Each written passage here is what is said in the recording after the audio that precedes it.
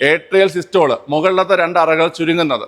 പിന്നെ വരുന്നത് വെൻട്രിക്കുലാർ സിസ്റ്റോള്, താഴത്തെ 2 അറകൾ ചുരുങ്ങുന്നത്. ഹലോ, എവർക്കും സ്മാർട്ട് പീസിലേക്ക് സ്വാഗതം. ഇപ്പോൾ റീസെൻ്റായിട്ട് നടന്നൊരു പരീക്ഷയ്ക്ക് ചോദിച്ചൊരു ചോദ്യമാണിത്. ഒരു കാർഡിയാക് സൈക്കിള് പൂർത്തിയാക്കാൻ ആവശ്യമായ സമയം എത്രയെന്ന്.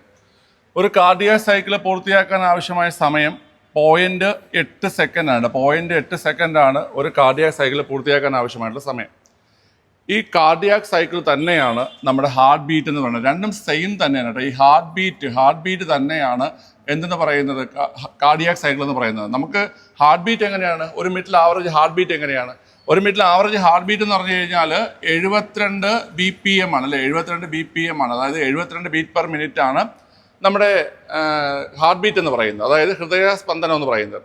അതേ സാധനം തന്നെയാണ് ഈ കാർഡിയാക് സൈക്കിൾ എന്ന് പറയുന്നത്. അപ്പം ഒരു മിനിറ്റിലെ ഹാർട്ട് ബീറ്റ് എന്ന് ചോദിച്ചാലോ, ഒരു മിനിറ്റിലെ കാർഡിയാക് സൈക്കിൾ എന്ന് ചോദിച്ചാലോ എത്രയാണ് പിള്ളേർ? 72 ആണ്.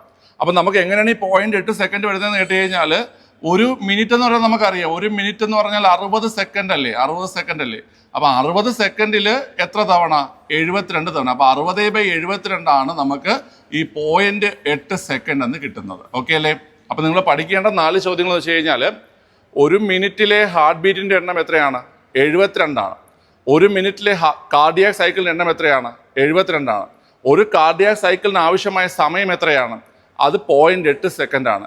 ഒരു ഹാർട്ട് ബീറ്റിന് ആവശ്യമായ സമയം എത്രയാണ്? അതും 0.8 സെക്കൻഡാണ്. നിങ്ങൾ കാർഡിയാക് സൈക്കിളിൽ മറ്റൊരു പ്രധാനപ്പെട്ട കാര്യം പഠിക്കാറുണ്ട്. ഒരു കാർഡിയാക് സൈക്കിളിൽ എന്തൊക്കെ ഉൾപ്പെടുന്നു എന്ന്.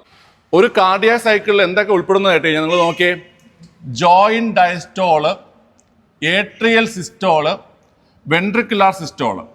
Joint diastole, atrial systole, ventricular systole, ഈ 3 കാര്യങ്ങൾ ഉൾപ്പെടുന്നതിനെയാണ് നമ്മൾ ഒരു കാർഡിയാക് സൈക്കിൾ എന്ന് പറയുന്നത്. എന്തൊക്കെ വരുന്നു കുട്ടികളെ? ഏട്രിയൽ സിസ്റ്റോള് വരുന്നുണ്ട്, വെൻട്രിക്കുലാർ സിസ്റ്റോള് വരുന്നുണ്ട്, ജോയിന്റ് ഡയസ്റ്റോള് വരുന്നുണ്ട്. നമുക്കറിയാം നമ്മുടെ ഹൃദയത്തിൽ എത്ര അറകളാണുള്ളത്? ഹൃദയത്തിൽ 4 അറകളാണുള്ളത് അല്ലേ? 4 അറകളാണ് ഹൃദയത്തിലുള്ളത്. അതിൽ മുകളിലത്തെ 2 അറകളെ പറയുന്ന പേരെന്താണ്? മുകളിലത്തെ 2 അറകളെ നമ്മൾ ഏട്രിയാസ് എന്ന് പറയും അല്ലേ? ഏട്രിയകൾ എന്ന് പറയും, അല്ലെങ്കിൽ നമ്മൾ അതിനെ ഓറിക്കിൾ എന്നും പറയും. ഏട്രിയാസ് അല്ലെങ്കിൽ ഓറിക്കിൾസ് എന്നാണ് നമ്മൾ മുകളിലത്തെ അറകളെ പറയുന്നത്. താഴത്തെ അറകളെ നമ്മൾ പറയുന്നത് വെൻട്രിക്കിൾസ് എന്നാണ്. താഴത്തെ അറകളെ നമ്മൾ എന്ത് പറയും? വെൻട്രിക്കിൾസ് എന്ന് പറയും. ഞാൻ ഹൃദയത്തിൻ്റെ അറകളുടെ ആ ഒരു ഫംഗ്ഷനും പിന്നെ ഹൃദയത്തിൻ്റെ പ്രവർത്തനം ഞാൻ വേറൊരു വീഡിയോ ചെയ്തിരുന്നു. നമ്മളിന്ന് കാർഡിയാക് സൈക്കിൾ മാത്രം നോക്കുന്നുള്ളൂ കേട്ടോ. ഓക്കെ, അപ്പോൾ എന്തൊക്കെയാണ് കാർഡിയാക് സൈക്കിൾ ഉൾപ്പെടുന്നത് നിങ്ങൾക്ക് മനസ്സിലായി കാണും. Atrial systole, ventricular systole, joint diastole. മുകളിലത്തെ അറകളാണ് ഏട്രിയാസ് എന്ന് മനസ്സിലാക്കി, താഴത്തെ അറകളാണ് വെൻട്രിക്കിൾസ് എന്ന് മനസ്സിലാക്കി അല്ലേ? ഇനി കാർഡിയാക് സൈക്കിളിൻ്റെ ഈ ഓരോ പ്രവർത്തനം എന്താണെന്ന് ഞാൻ നിങ്ങൾക്ക് എന്ത് ചെയ്യാം പറഞ്ഞുതരാം. ശ്രദ്ധിച്ച് കേട്ടോണേ. നിങ്ങൾ ഈ ഒരു അനിമേഷനിലേക്ക് നോക്കുമ്പോൾ ആദ്യം നമുക്ക് കാണാൻ പറ്റുന്നത് മുകളിലെ 2 അറകൾ, അതായത് 2 ഏട്രിയകൾ എന്ത് ചെയ്യുന്നുണ്ട്? ചുരുങ്ങുന്നുണ്ട്. മുകളിലത്തെ 2 അറകൾ ആദ്യം ചുരുങ്ങുന്നുണ്ട്. അതിനെയാണ് നമ്മൾ എന്തെന്ന് പറയുന്ന കുട്ടികളെ? ഏട്രിയൽ സിസ്റ്റോൾ എന്ന് പറയുന്നത്. ഏട്രിയൽ സിസ്റ്റോൾ എന്ന് പറയുന്നത്.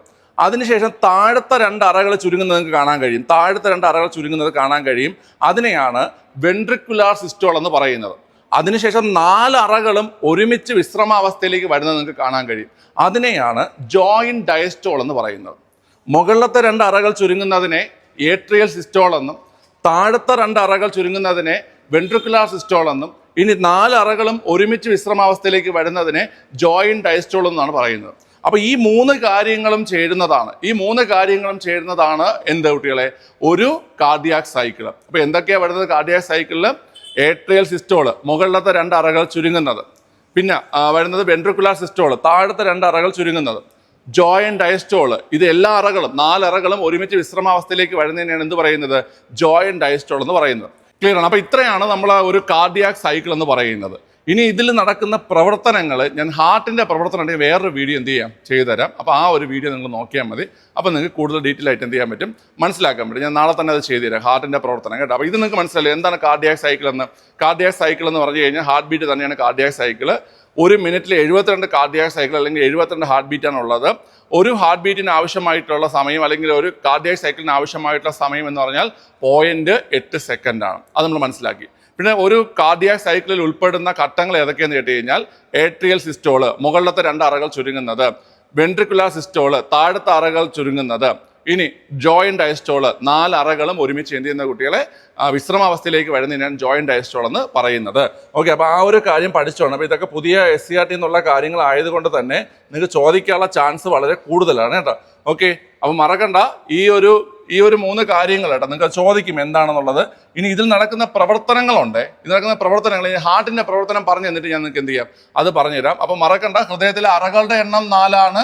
അതുപോലെ തന്നെ ഹൃദയത്തിലെ വാൽവുകളുടെ എണ്ണവും എത്രയാണ്? 4 ആണ്. ഓക്കെ അല്ലേ? അപ്പോൾ രണ്ടൊന്ന് റിക്വസ്റ്റ് ചെയ്തായിരുന്നു കാർഡിയാക് സൈക്കിൾ ഒന്ന് പറഞ്ഞു തരുമെന്ന്. അതുകൊണ്ടാണ് ഈ വീഡിയോ എടുത്തത്. അപ്പോൾ നിങ്ങൾക്ക് മനസ്സിലായെന്ന് വിശ്വസിക്കുന്നു. നമുക്ക് ഹാർട്ടിൻ്റെ പ്രവർത്തനം നാളത്തെ വീഡിയോയിൽ എന്ത് ചെയ്യാം പഠിക്കാം. ഓക്കെ, ഇന്ന് സമയപരിമിതി ഉള്ളതുകൊണ്ടാണ് ഞാൻ ഒരു ഷോർട്ട് വീഡിയോ ചുരുക്കിയത് കേട്ടോ. ഓക്കെ.